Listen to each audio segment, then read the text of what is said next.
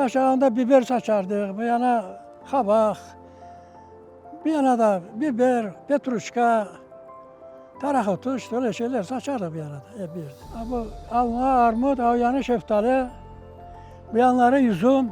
90-летний Амед Бербер – символ неустанного труда, который начался в юности и продолжается по сей день. Его руки помнят, как они цеплялись за жизнь и трудились до изнеможения на чужбине. Амед Бербер родился в 1936 году в селе Ускут. Cengiz önüne bunda yaşlıya varırdık biz. Üsküt'te kalkız vaktiydi. Hepsi kalkız işlerdir. Çoksa tutun tarlalarını işlerdir. Bar gelse kireç yıkardır. Vakit gelse arma yıkardır, armut yıkardır işte. Çoksa tutunla, Üsküt'te tutun çok ekilirdi. Tutun giderdi, altın yerine giderdi o zaman da. Tutun pek pahalıydı.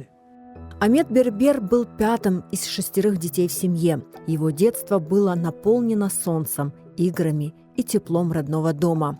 До тех пор, пока не началась война. Однако самым страшным днем в его жизни стало 18 мая 1944 года.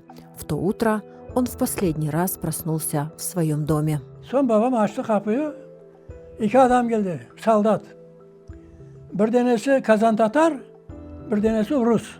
Halklar Tatarca bilmiyordu. O Kazan Tatar aylançlar hapis ettirdi. Ne göçeceğiz dedi. Size hükümet göçürüyor dedi. Sonra babam ya ne dedi bizi göçürürler dedi. Ben bilmiyorum dedi. Bütün Kırım'ı göçürürler dedi. Sonra babamlar başladılar yığışılmaya.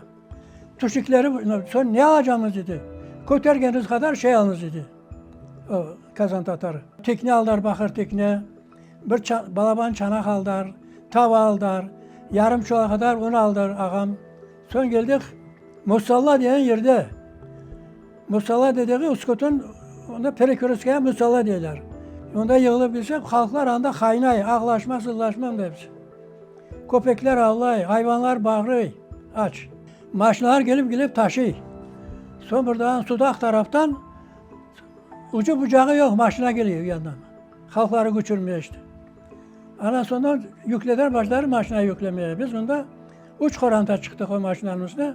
Kestaneye budarlara balam, meyve vermesin deyip.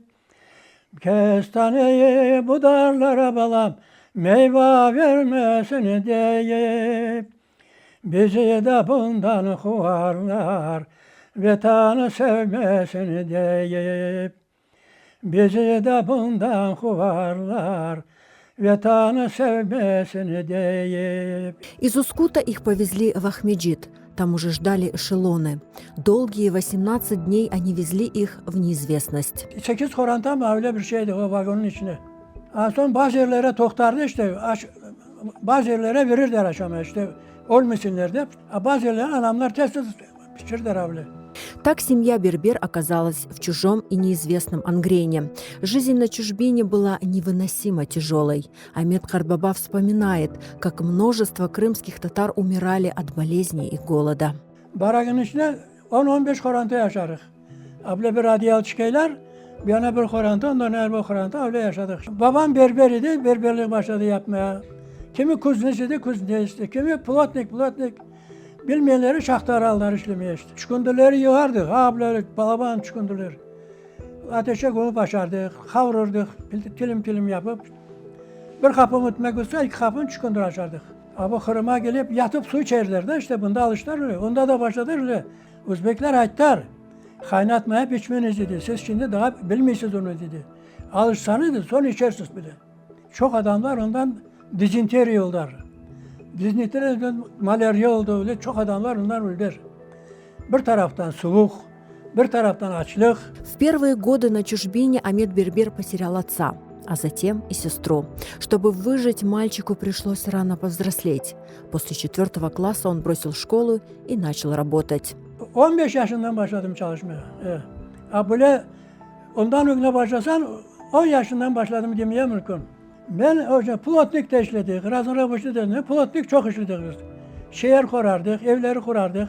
Потери, голод, болезни и непосильный труд не сломили дух Амеда Карбаба. В 1959 году он нашел свое счастье, создав семью с Гульхания Курош. Вместе они вырастили 5 детей. Taktırdı işte. Tanıştırdılar işte öyle de olduk, evlendik işte. Yaşadık, bala çakalı olduk, torunlu olduk. İşte ana 9 yıl oldu, 10. yıl aylanıydı. На чужбине Амету Бербер часто снилась родина. Как и все крымские татары в ссылке, он до боли в груди мечтал снова вдохнуть воздух родных мест. Pastayanı tuş görerdim ben, Iskut'u, evlerimizi. Şalom geçse, aha geliyor bizi almaya deyip, gece gündüz olurdu. Halklar kayda otursa, Kırım'ı laf ederler hepsi. Benim babam başladı direk ekmeye, sonra halklar başladılar gülümeye. Oğlum İbrahim Ağa direk eke, hep sazlarını kayıtmaya, İbrahim Ağa havaya direk ekeyden güleyler. Babam dedi, kaytaracak olsalar dedi, bunda bitirmezler bizi dedi. O Kırım için çok çapkaladık biz. Türmeye yatanlar da oldu, kütek aşayanlar da oldu. Почти полвека изгнания. И в 1990 году Амет Бербер вместе со своей большой семьей вновь вступил на родную землю. Сегодня Амету Карбаба 90 лет. Он живет в окружении безграничной любви своих 5 детей, 17 внуков и 17 правнуков. Они – продолжение его рода, продолжение его невероятной истории. Ballarım emri yanma. Başka ne gerek? Bana başka bir şey gerekmiyor. Amine Bismillahirrahmanirrahim.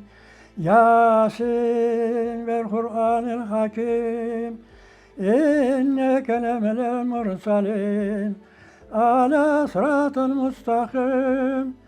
Tenzilel azizir rahim.